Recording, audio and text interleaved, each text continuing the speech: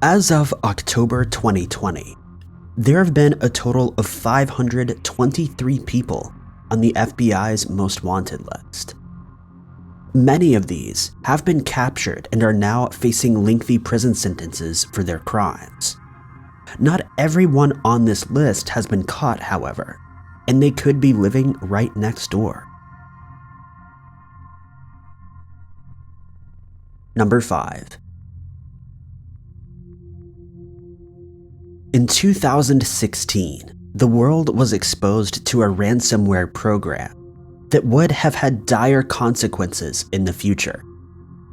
The first strain, known as NotPetya, is described as a bog-standard ransomware software that encrypts users' data and devices and demands Bitcoin payments in exchange for decrypted files. Users worldwide were affected, with several businesses and enterprises being struck down by ransomware. However, the issue was quickly rectified and users were able to continue as normal. It wouldn't be until 2017, when NotPetya came onto the scene, that the tech world began to panic. After realizing their shortcomings with the Petya ransomware, the developers made a few tweaks and added Eternal Blue to their program. Eternal Blue is what is known as a server message block protocol, which allows machines to share access to files, devices, and other things. By utilizing an SMBP, the developers of NotPetya now had an even quicker way to spread this ransomware. By using the SMBP, they were able to gain access to networks of computers and infect them at the drop of a hat. Within days, news outlets across the world were reporting on yet another crippling cyber attack that left businesses and governments shut out of their files. 80% of infections happened within Ukraine, leading experts to believe that Russia was the mastermind behind this attack. What the developers had also added to NotPetya was yet another cruel trick. Even if the users coughed up the 300 Bitcoin, they would never actually get their files back. NotPetya had been designed to encrypt the files and then destroy them, rendering them useless. International businesses and governments were crippled and now at the mercy of the hackers, desperately trying to recover their files. An investigation quickly revealed that Russia were the most likely culprits, and that NotPetya had not been set up to get money, but to cripple the Ukrainian government. This conclusion was drawn after experts found that NotPetya had originally spread via a program called MEDOC, a tax program that is heavily used throughout Ukraine. The motive is believed to have been political, and in 2020, the FBI announced that they had worked with the U.S. District Court for the Western District of Pennsylvania to secure a conviction against Pavel Frolov, along with 6 others for malware attacks that affected the entire world. Pavel Frolov is part of Russia's intelligence service, with his official title being Officer in the Russian Federation's main intelligence directorate of the General Staff.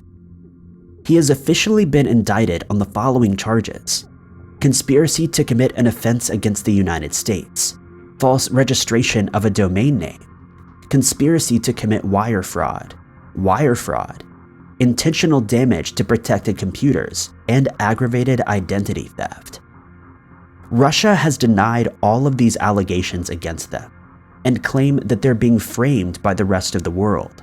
Frolov is described as a white male of Russian origin with blonde hair and brown eyes.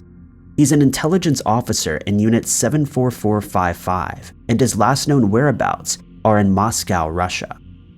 Frolov is considered by the FBI to be armed and dangerous, an international flight risk, and escape risk. You're advised to not approach him, but to contact your nearest local FBI office or law enforcement office. Number 4. Known as the godfather of Mexican trafficking, Rafael "Caro" Quintero is one of the FBI's most wanted cartel members. Caro Quintero started out working for Pedro Perez and Ernesto Carrillo before saving up enough money and getting enough contacts to start his own cartel, the infamous Guadalajara cartel. The Guadalajara cartel is known throughout Central and South America for its brutality. The FBI is seeking information about the whereabouts of Caro Quintero for his involvement in the murder of DEA agent Enrique Salazar, although there is another murder allegation in his name. Before we dive into the murder of DEA agent Salazar, let's look at the other allegation. It's alleged that Caro Quintero ordered the deaths of two American men, John Clay Walter and Albert Radelat, after the pair accidentally walked into one of his private parties. For the simple indiscretion of walking into one of their parties, it's alleged that Caro Quintero ordered his men to take John and Albert into a separate room and dispose of them, fearing that they may have overheard sensitive information or that they were spies sent to gather intel. In 1984, DEA agent Enrique Salazar was tasked with working undercover in Mexico to help authorities find and destroy the properties owned by the Guadalajara cartel. Salazar was successful and was able to lead Mexican authorities to a ranch in El Buffalo, Mexico, where they were able to destroy a substantial amount of their product, resulting in a $160 million loss for Caro Quintero. Outraged, Caro Quintero ordered his men to find the men responsible and bring them to justice, and in 1985, that's exactly what they did. Salazar was kidnapped and brought to the home of Caro Quintero. The details are incredibly graphic and not something we'll get into in this video. Salazar lost his life at the hands of Caro Quintero, who quickly left Mexico after he realized he'd killed a DEA agent. He was arrested just a few months later and served time in a Mexican prison for the murder of Salazar. However, in 2013, he was released on a technicality. The FBI and United States government were shocked to hear that Caro Quintero had been released and placed him on the FBI's most wanted list, maintaining that he's still incredibly dangerous and should face justice in the United States. The FBI currently have a $20 million reward for any information that leads to the capture of Rafael "Caro" Quintero. He's wanted for violent crimes in aid of racketeering, conspiracy to commit violent crimes, conspiracy to kidnap a federal agent, kidnapping a federal agent, felony murder, and aiding and abetting. If you have any information, you're asked to contact your local FBI office. Number 3. In 2020, 34-year-old Mohsin Raza was added to the FBI's most wanted list for conspiracy to produce and transfer false documents, transfer of false documents, false use of passports, and aggravated identity theft. Raza, along with a co-conspirator, has been named the mastermind behind the business known as Second Eye. Second Eye, also known as Second Eye Solutions, or Forwardez, is an online business based in Pakistan that has allegedly sold fake documents such as passports and driver's licenses to customers around the world. The business boasts that they can provide any type of identifying document from any country in the world, and that they are practically indistinguishable from the real thing.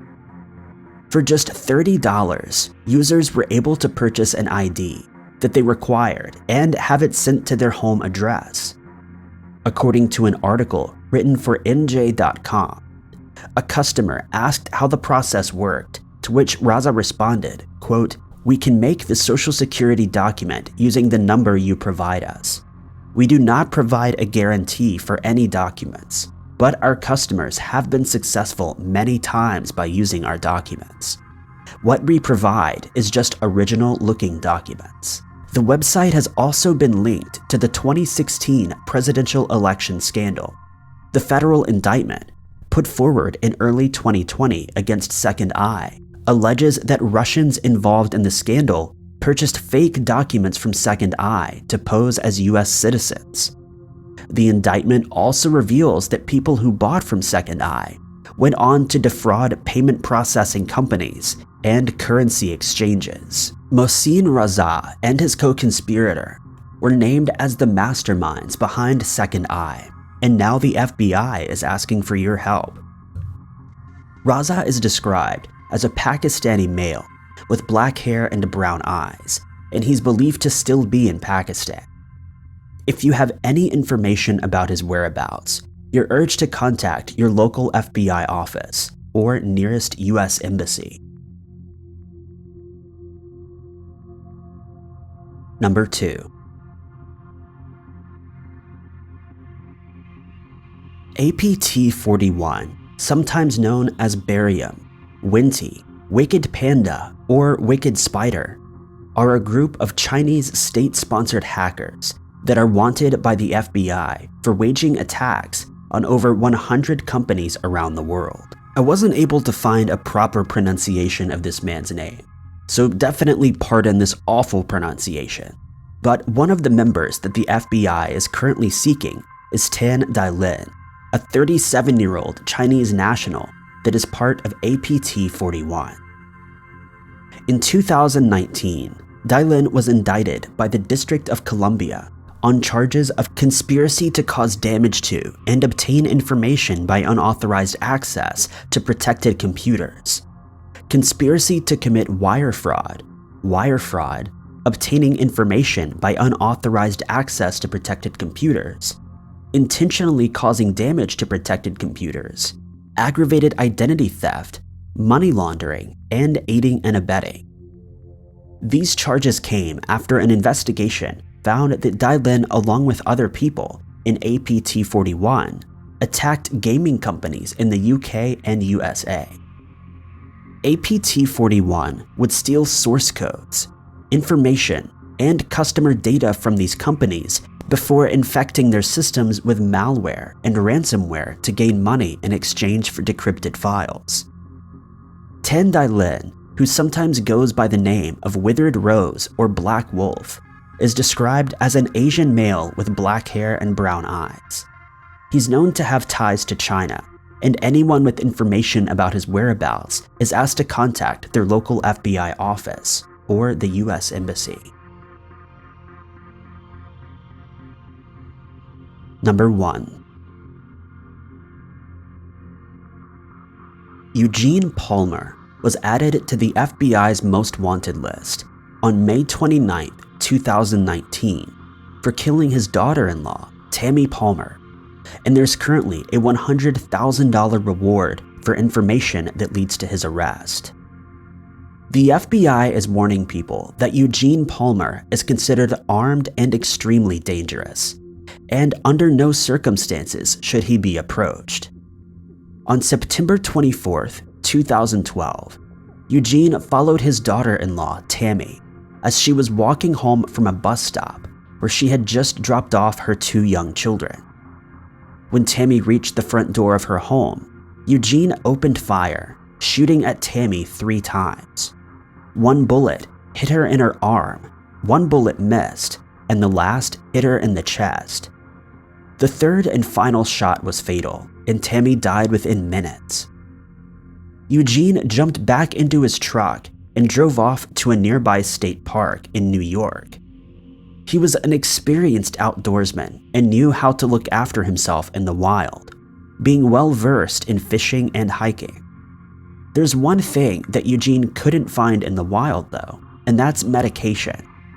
Eugene is dependent on heart medication and suffers from diabetes. Since he ran into the state park, he's never been seen or heard from again, and now the FBI need help locating the 523rd man to be placed on the FBI's Most Wanted list. Eugene Palmer is described as a white male with gray, balding hair and brown eyes. He's 5'10" and 200 pounds and has a deformed left thumb. He was last seen entering the state park in New York in 2012, and there's currently a $100,000 reward for information that leads to his arrest. If you have any information about him or happen to run into him at the Harriman State Park, you're urged to contact your local FBI office. Thank you guys so much for watching. If you liked this video, be sure to click that like button and ring the notification bell to keep up to date with all of our future uploads. But I've been Ty Knots, and I'll catch you guys in the next video.